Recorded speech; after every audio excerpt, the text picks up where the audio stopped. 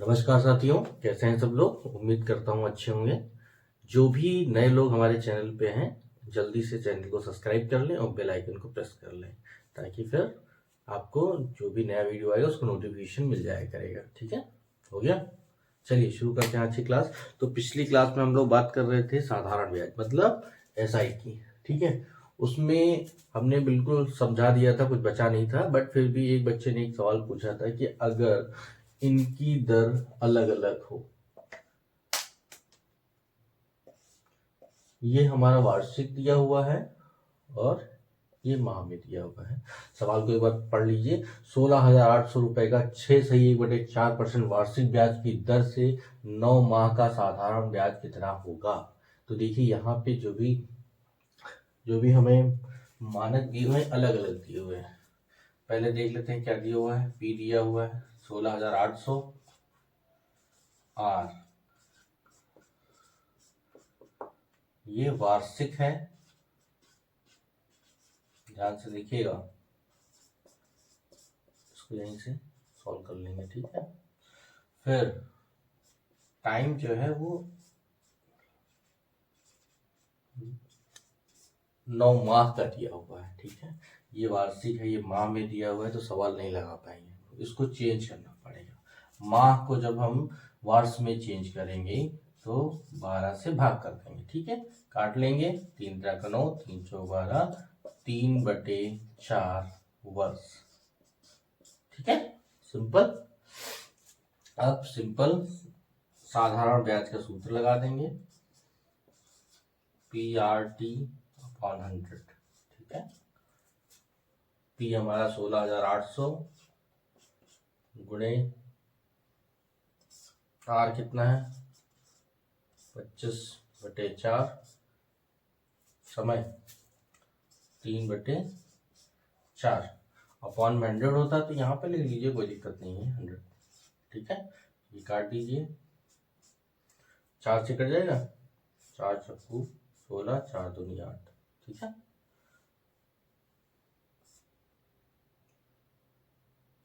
ये 2 से कट जाएगा, 21×2 42, 2×2 4। ठीक है, तो ये हमारा कितना हो जाएगा 21×25×3/2। ठीक है, इसको गुणा करेंगे, 25 से 75, 75 1 75, 25 से 75, 75 1 75, 75 दूना 150, और 150 कितना हो जाएगा 157/2। ठीक है, भाग कर लेंगे, 2×7 = 14, 2×8 = 16 और 2×7 = 14, 2×5 = 787.50 रुपये हमारा साधारण ब्याज आ गया। ठीक है, बेसिकली ये सवाल बताने का बस एक ही मतलब था कि अगर ये वर्ष में दिया हुआ है, ये माह में दिया है, तो इसको हमको कन्वर्ट करना पड़ेगा। कन्वर्ट नहीं करेंगे सवाल नहीं आएगा, ये हमको ध्यान देना हमेशा। या हो सकता है ये माह में दिया हो, ये वर्ष में दिया हुआ है, तो हमको जो भी मानक है ये सेम रखने हैं। अलग अलग होंगे तो फिर सवाल नहीं आ पाएगा। ठीक है, बेसिकली यही सवाल बताना चाह रहे थे। एक बार देख लीजिए, कहीं पे कोई दिक्कत है तो कमेंट करके हमें बता सकते हैं। ठीक है, नोट कर लीजिए सवाल को। फिर हम अब शुरू करने वाले हैं चक्रवृद्धि ब्याज। ठीक है,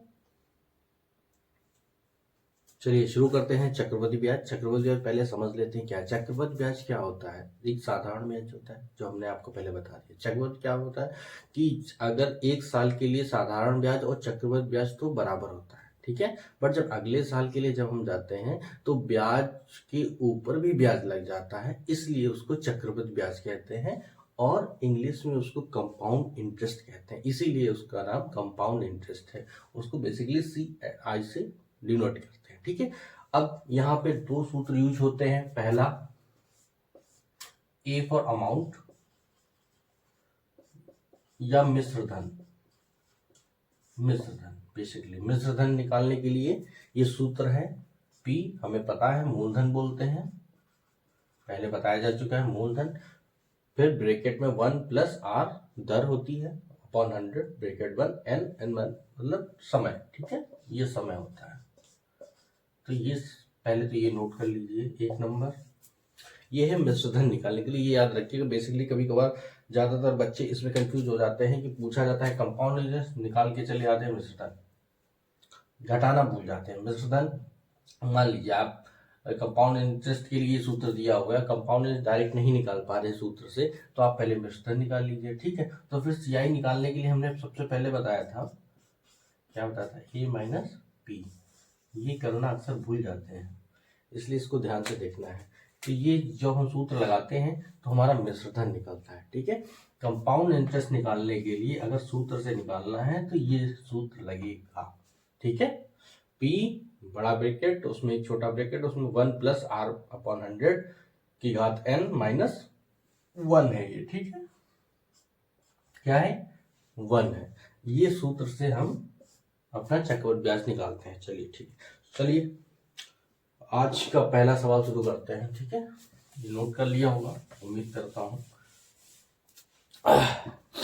मान लीजिए 16,000 रुपए का 5% वार्षिक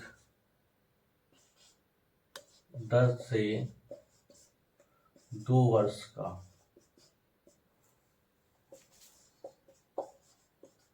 चक्रवृद्धि ब्याज कितना होगा, कितना होगा, ठीक है। सिंपल है, लगा लेंगे वैसे, फिर भी शुरुआत ऐसे ही करते हैं, ठीक है। तो पी हमारा दिया हुआ है 16,000, आर 5%, टी 2 ईयर, ठीक है। सूत्र क्या होता है, कंपाउंड इंटरेस्ट का चक्रवृद्धि ब्याज पी 1 प्लस आर अपॉन 100 की घात n माइनस 1, ठीक है, यही होता है, ठीक है।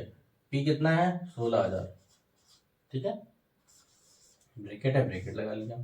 1 प्लस आर 5%, 5 100 की घात, कितने साल हैं, 2 माइनस 1, ठीक है। इसको कल काट देंगे, 20 से कट जाएगा, तो यहाँ 16,000, ये 20 जोड़ लेंगे 21/20 हो जाएगा, ठीक है, घात 2 माइनस 1, ठीक है। इसको यहाँ कर लीजिए, तो ये 16,000 ब्रैकेट, इसकी घात 2 है, 2 बार गुणा 21/20 गुणे 21/20 माइनस 1, ठीक है। 16,000 20 की गुणा 20 से 400, 21 की गुणा 21 से 441, सबसे पहले बताया था वर्ग, और ये सब याद कर लीजिए तो आसान रहेगा। माइनस 1 कितना आ जाएगा, अगर ये -1 है तो जाहिर सी बात है ये यहाँ हो जाएगा, तो 41, ये कितना बचेगा, घट जाएगा 41/400, ठीक है, काट दीजिए, 40 गुणे 41 0, कितना रुपये इंटरेस्ट आया, 1640, 1,640 रुपये इंटरेस्ट आएगा, कंपाउंड इंटरेस्ट, ठीक है। ये हो गया कंपाउंड इंटरेस्ट निकालने का। एक जो पहले हमने फॉर्मूला बताया मिश्रधन निकालने का, उससे कैसे निकालेंगे एक बार उससे भी देख लेते हैं। एक बार ये नोट कर लिया है, नोट हो गया होगा, ठीक है। चलिए एक बार उससे लगा के देख लेते हैं, क्या सिंपल रहता है। देखिए क्या है, कभी कभी कैलकुलेशन ज्यादा हो जाती है, इसलिए अपने हिसाब से करिएगा, कोई दिक्कत नहीं है, दोनों ही फॉर्मूले ठीक हैं, और कैलकुलेशन कभी कभार उसमें ज्यादा हो जाती है। अगर वो आपको डिफिकल्ट लग रहा है तो नॉर्मली मिश्रधन निकाल के कर सकते हैं। ये फॉर्मूला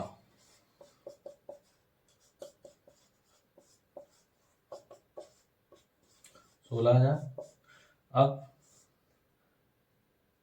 5/100 घात 2, 16,000, काट देंगे, 21/20 गुणे 21/20 काट दीजिए, 2 जीरो कट गए, 2 दूनी 4,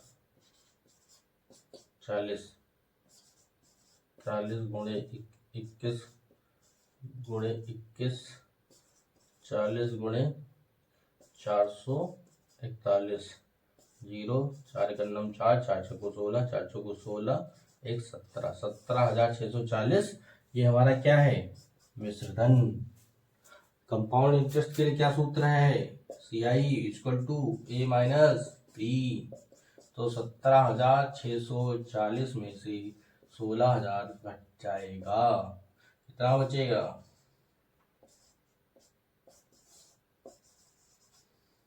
1,640 रुपये हमारा कंपाउंड इंटरेस्ट निकलेगा 2 साल का। वैसे बेसिकली एक और तरीका है, वो भी मैं बता देता हूँ। अगर बट वो तभी काम करेगा जब कम समय के लिए पूछा जाए, ज़्यादा समय के लिए पूछा जाएगा तो आप परेशान हो जाएंगे। इसलिए अगर 2 साल के लिए आता है तो एक और तरीका है, सिंपल है। ऐसे बेसिकली समझने के लिए है कि 16,000 का 5% कितना होगा। अगर हम कहें 16,000 का 5% कितना होगा तो क्या होगा, ये कटेंगे,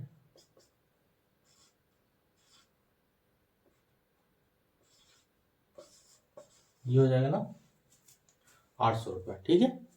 ये क्या हो गया, 1 साल का ब्याज, 1 साल का हो गया। तो दूसरे साल का भी क्या हो जाएगा 800, ये दूसरे साल का हो गया। बट क्या है, यहाँ पे चक्रवृद्धि ब्याज लग रहा है, तो पहले साल तो 800 रहेगा, दूसरे साल 800 तो रहेगा, प्लस ब्याज पे भी ब्याज, तो प्लस ब्याज 800 का। अब क्या है, 800 का 5% निकालना है। 800 का 5% सिंपल है 40 रुपए, तो 8 8 1600 प्लस 40, 1640 रुपए आ गया।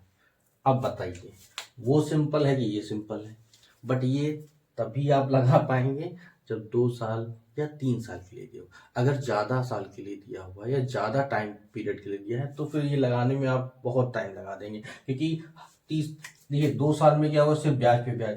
तीसरे साल में क्या होगा, पहले उसका ब्याज, फिर ब्याज का ब्याज, फिर वो जो ब्याज है उसका भी ब्याज लगाना पड़ेगा आपको। तो वहां पे आप थोड़ा सा कैलकुलेशन बहुत लंबी हो जाएगी, तब हमें फॉर्मूला ही बेसिकली हमने ये इसलिए बता दिया। अगर 2 साल के लिए पूछा जाए और मल्टीपल चॉइस क्वेश्चन आए तो कैलकुलेशन से बच सकते हैं आप। नॉर्मली अगर इस तरह की वैल्यू दी हुई है तो आप सिंपली देख के ही आप बिना पेन चलाए भी बता सकते हैं कि आंसर क्या होगा, ठीक है ना। ये इसलिए हमने बता दिया है। समझ में आ गया है, नहीं आया है तो कमेंट करके बता दीजिएगा, ठीक है। ओके, चलिए आगे बढ़ते हैं नेक्स्ट क्वेश्चन पे।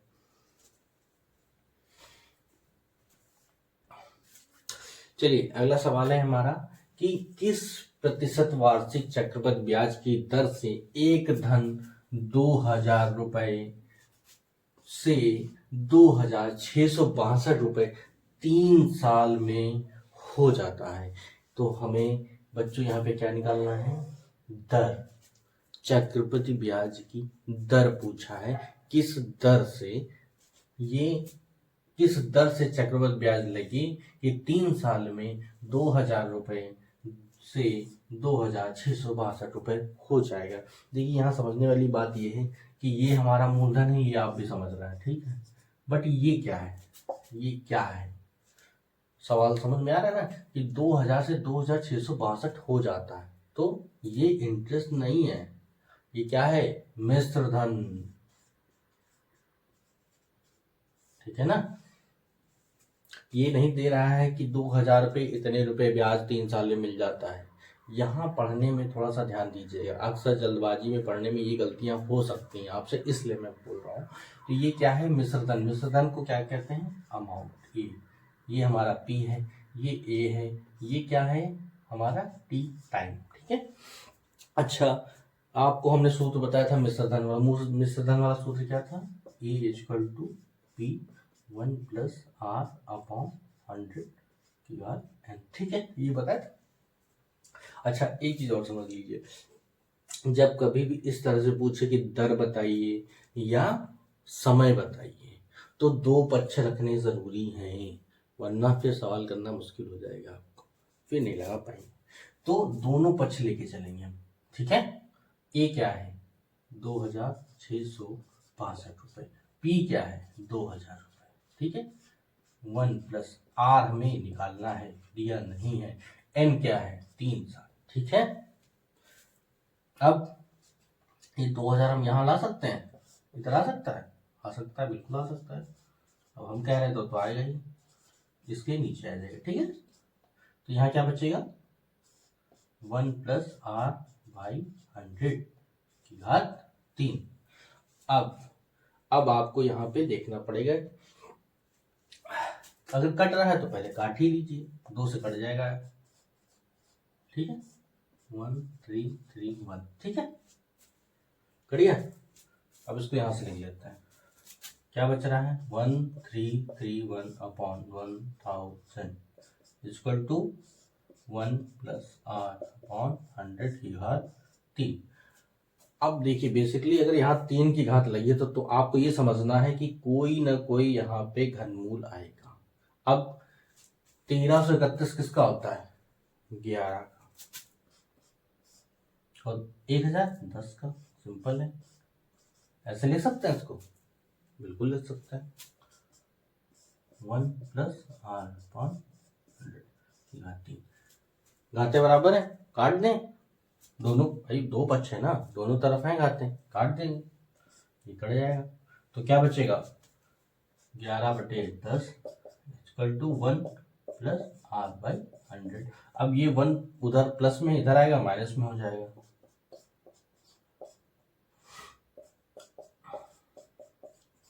अच्छा, अब 1 अगर माइनस में है तो बेसिकली क्या होगा, इससे गुणा होगा, इससे घट जाएगा, क्या बचेगा 1/10, 1/10 r/100, ठीक है, समझिए यहां तक। चलिए अब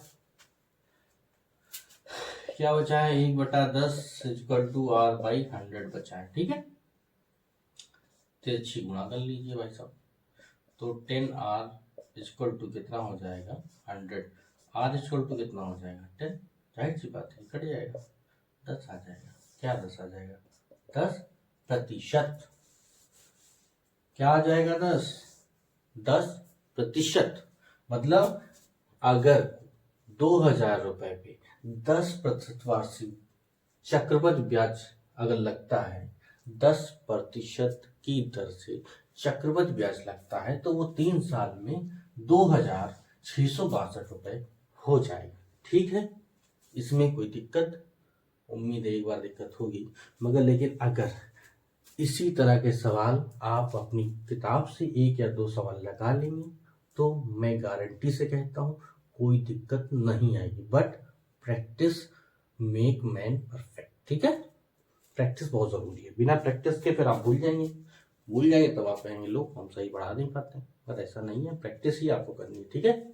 चलिए नोट कर लीजिए, फिर नेक्स्ट क्वेश्चन पे बढ़ते हैं।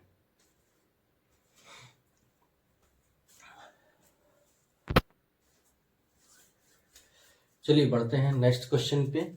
ये बहुत ही अच्छा सवाल है, ऐसे क्वेश्चन अक्सर आ जाते हैं एग्जाम में। सवाल है कोई धन चक्रवृद्धि ब्याज की दर से 15 वर्षों में स्वयं का 2 गुना हो जाता है, तो बताइए वो कितने समय में 8 गुना हो जाएगा, ठीक है। कितने समय में 8 गुना हो जाएगा। तो इसके लिए हमने साधारण ब्याज में भी आपको एक सूत्र बताया था, ये चक्रवृद्धि ब्याज अगर आप बताता है तो उसमें ये सूत्र लगाना है, क्या लगाना है n2 इक्वल टू n1 की घात t2/t1।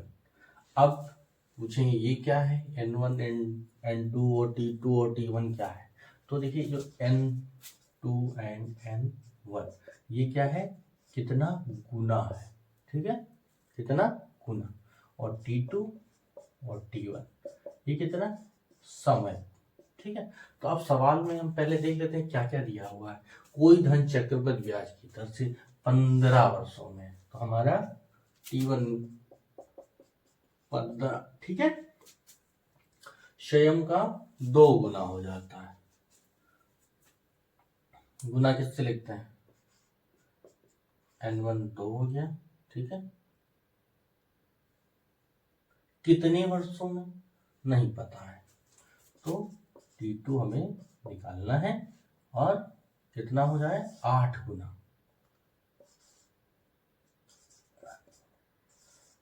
8 ये हमें निकल आया है, हमें T2 निकालना है।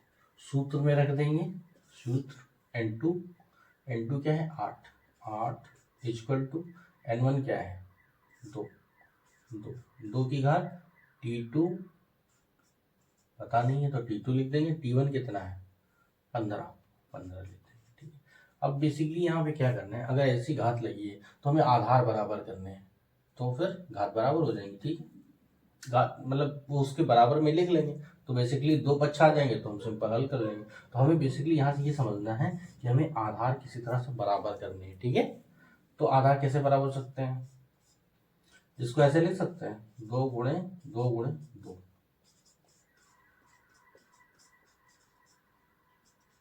भाई इसको गुणा करें 2 दूनी 4 दूनी 8 बराबर है ना, वही लिखा है ना, हमने कुछ गलत तो नहीं लिखा, बस खाली टुकड़े में लिख दिया है। तो इसको हम ऐसे नहीं लिख सकते 2 की घात 3 और ये 2 की घात T2/15, ठीक है। अब क्या है, या तो घातें बराबर होती है आधार बराबर होते हैं, तो आधार बराबर है तो आधार काट लीजिए, ये लो ये कट गए। अब क्या बचा 3 बराबर T2/15, इसके नीचे कुछ नहीं है, कोई बात नहीं, 1 मान लेते हैं, फिर 1 गुणा कर लेते हैं, तो क्या हो जाएगा T2 इक्वल टू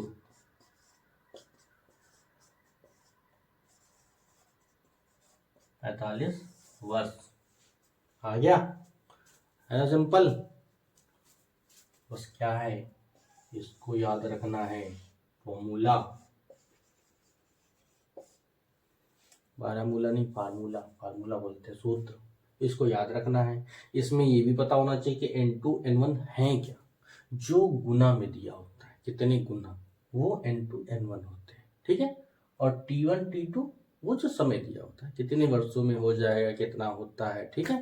बेसिकली ये सवाल समझ में आ गया हो तो नोट कर लीजिए, ठीक है। और इस पे आधारित जरूर 1-2 क्वेश्चन कर लीजिएगा, वरना ये सूत्र आप भूल जाएंगे, ठीक है। चलिए आज की क्लास यहीं से खत्म करते हैं फिर, ठीक है। नेक्स्ट क्लास में मिलते हैं नए जोश के साथ और नए सवाल के साथ। इससे रिलेटेड आपके जितने भी क्वेश्चन हैं आप कमेंट बॉक्स में बता सकते हैं हमें, हम उस पर अगली क्लास में डिस्कस कर लेंगे, ठीक है। ओके, आज के लिए यहीं तक, थैंक यू।